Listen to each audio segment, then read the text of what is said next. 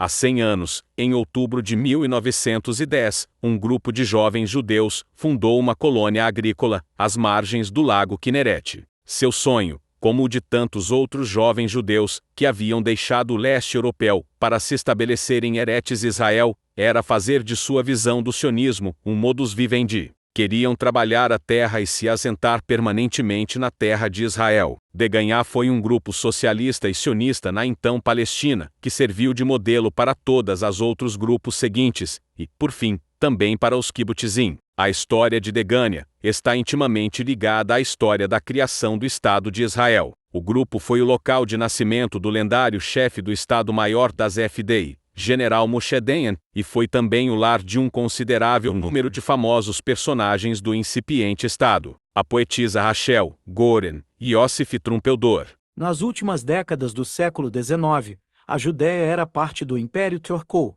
Na primeira onda migratória, que ficou conhecida como a Primeira Aliá de 1882 a 1903, calcula-se que chegaram à então Palestina 35 mil judeus, fugindo dos massacres czaristas que culpavam os judeus da morte do imperador Alexandre III, pois os judeus eram culpados por serem revolucionários, iniciando os acampes em Petah Tikva, Rehovot e Rosh Pinah. Mas as dificuldades eram muitas e as colônias pareciam fadadas ao fracasso. O barão Hershey, principalmente, de Edmund de Rothschild, colaboraram para a ajuda na compra desses hectares do Império Otomano, através da Agência Judaica em colaboração com as entidades socialistas russas, como a Organização Amantes de Sion. Todos eles com base no livro de Moses Hess.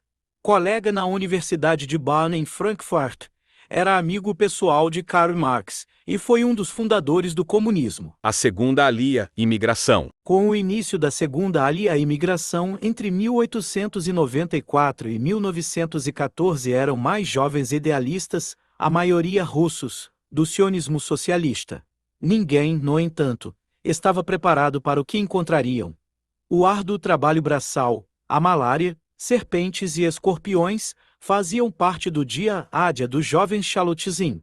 Além do mais, não se ajustaram às normas do trabalho agrícola nas aldeias existentes. Com a crise de refugiados, a Organização Sionista Mundial, Dr. Arthur Rupin, diretor do Instituto para Refugiados Judeus no Mundo. Dr. Rupin acreditava que para concretizar um lar nacional judaico, deviam-se criar imediatamente oportunidades de emprego para milhares de novos refugiados. Suas propostas incluíam a compra de 2 milhões de dunas de terra na Judéia e Galiléia, e criação para os jovens pioneiros, de um período de treinamento de formação, em trabalhar a terra, em fazendas auxiliares. Em 6 anos, conseguiu comprar terra em várias partes do país. Ao chegar então na Judéia, os jovens pioneiros eram instalados nas colônias na Galileia, Ben-Shemen e Shuda, onde recebiam uma formação agrícola. O Apna acreditava que os judeus, sendo socialistas, desenvolveram métodos de trabalhos organizado dentro dos seus coletivos, sem prejudicar aqueles que não eram socialistas.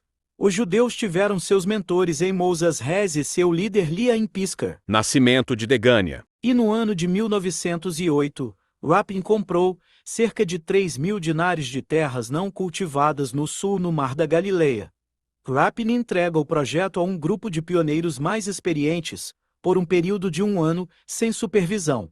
A ideia, concebida como solução para um problema localizado, se transformou em uma vivência ousada e revolucionária que evoluiu para o formato do kibbutz, que na sua tradução representa o coletivo. Esse coletivo tinha o objetivo de estudar as ciências humanas e como cultivar a terra. Rapin cedeu um trecho maior de terra. O limite a leste era a estrada de ferro Haifa-Zemash-Damasco, enquanto o sul do lago Kinneret e o rio Jordão, que dele emerge rumo ao Mar Morto, eram seus limites ao norte. Forneceu-lhes, também, 2 dormitórios de tijolos, algum equipamento agrícola básico e meia dúzia de mulas. Apesar de sua coragem e determinação, os jovens passaram terríveis privações. O calor era infernal e a malária ocasionou grandes baixas no pequeno grupo. No entanto, a disciplina e a organização os ajudaram. Diariamente um comitê eleito decidia quem ia para o campo e quem fazia a guarda noturna. As mulheres dividiam entre si a limpeza da casa, a cozinha, A lavagem da roupa e a alimentação dos animais. Era mantida completa igualdade entre os sexos. Era um absoluto coletivismo que funcionou à perfeição. O calor era infernal e a malária ocasionou grandes baixas no pequeno grupo. No entanto, a disciplina e a organização os ajudaram. Diariamente um comitê eleito decidia quem ia para o campo e quem fazia a guarda noturna. As mulheres dividiam entre si a limpeza da casa, a cozinha, a lavagem da roupa e a alimentação dos animais. Era mantida completa igualdade entre os sexos. Era um absoluto coletivismo que funcionou à perfeição. Os jovens pioneiros escolheram um nome para seu novo assentamento e informaram a Lapin que seria Degânia, em virtude dos 5 grãos que aqui crescem: trigo, cevada, aveia, milho e sorgo. Imediatamente o nome se tornou conhecido por todos os milhares de estabelecidos. Em 1911, Degânia já teve uma safra razoável, e seus membros puderam adquirir mais gado. Sua fama espalhou-se rapidamente. Shmuel Dayan, pai do general Moshe Dayan, que chegou a Kfutza no ano seguinte, ficou emocionado ao experimentar pela primeira vez uma existência independente. Mais tarde escreveria: trabalhar em liberdade. As palavras pareciam transmitir um profundo: somos responsáveis por nós mesmos. Apesar do entusiasmo, as dúvidas eram muitas sobre o que fazer e como fazer, considerando-se as difíceis condições prevalentes: o clima inclemente, as pragas da natureza, doenças, as relações com os vizinhos e o regime estrangeiro hostil. Contudo, apesar dos problemas e sacrifícios, seu espírito não vacilou.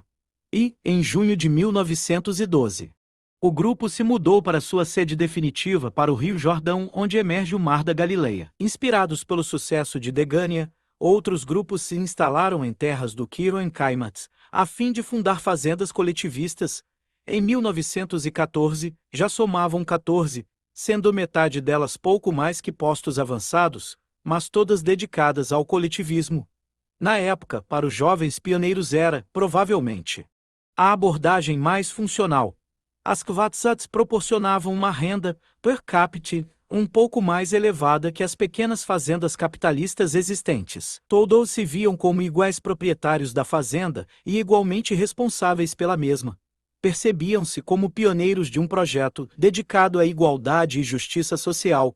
O coletivismo se tornaria a mais inovadora e influente experiência do sionismo em termos de relações humanas. Os jovens pioneiros optaram por 3 princípios básicos para seu novo estilo de vida: igualdade, liberdade e democracia. A igualdade estendia-se a diferentes tipos de trabalho, não havendo nenhum mais importante que outro. Igualdade entre pessoas, pois ninguém era mais importante nem melhor que seu semelhante. E a igualdade no consumo e nas necessidades de cada um. É eliminada a relação contribuição e remuneração. Cada um dá de acordo com sua capacidade e recebe de acordo com sua necessidade. O segundo princípio era o da liberdade. Eles acreditavam que a vida coletiva, o ideal socialista, libertava o indivíduo das preocupações materiais. Com a renúncia à propriedade privada, ninguém mais era dono dos meios de produção. Não haveria mais exploradores nem tampouco explorados. O terceiro princípio era a instituição de um sistema democrático, onde não houvesse chefes nem subalternos. Toda e qualquer hierarquia havia de ser eliminada. A instituição suprema era a Assembleia Geral dos Membros, onde todos os assuntos eram discutidos e todas as decisões tomadas de acordo com a opinião da maioria.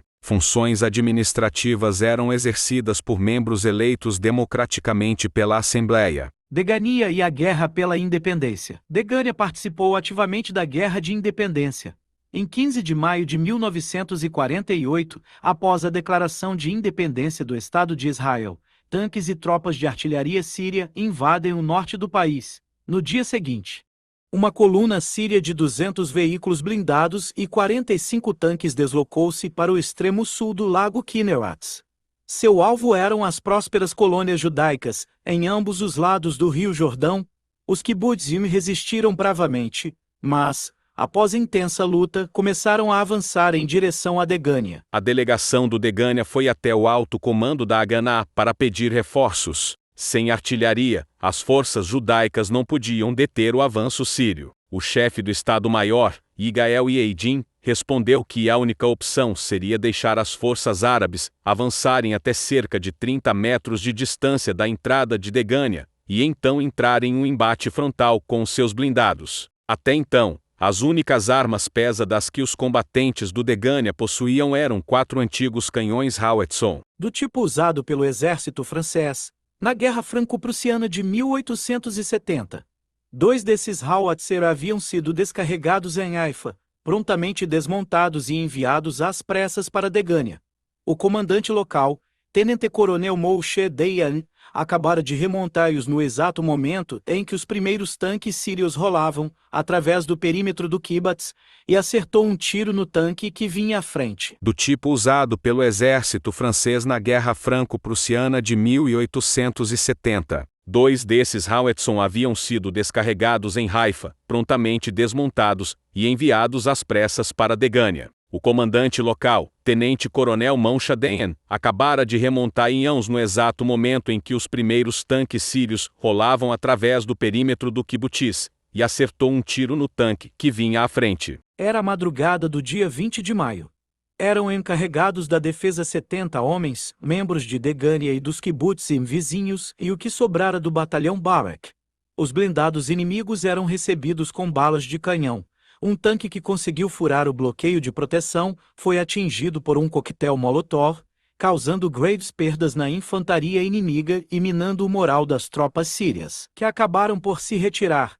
Se os sírios soubessem que essas 2 armas obsoletas representavam a maior parte do arsenal de artilharia de campanha judaica, teriam forçado o ataque. Em vez disso, os veículos blindados deram meia volta e tomaram o caminho da estrada, montanha acima. Jamais retornaram. Do lado de fora do portão principal de Degânia, um tanque sírio ainda jaz. Como testemunho do papel do Kibbutz na defesa das primitivas fronteiras do seu glorioso estado. Após a Guerra de Independência, Israel enfrentou um período de austeridade e se viu na necessidade de produzir alimentos. Degânia se juntou a esse esforço nacional, desenvolvendo o plantio de muitas variedades alimentares. Galinheiros modernos vieram a substituir os antigos e o Kibbutz se tornou uma fazenda produtiva. No ano de 1968, iniciou uma atividade industrial, a Togal Degânia. Trata-se de uma fábrica de instrumentos com lâminas de diamante, como serras, brocas e rodas de polimento para o trabalho de pedras e metais, em geral. Estes instrumentos são exportados para o mundo todo. E se gostou do vídeo, curta e compartilha. Obrigado e até a próxima.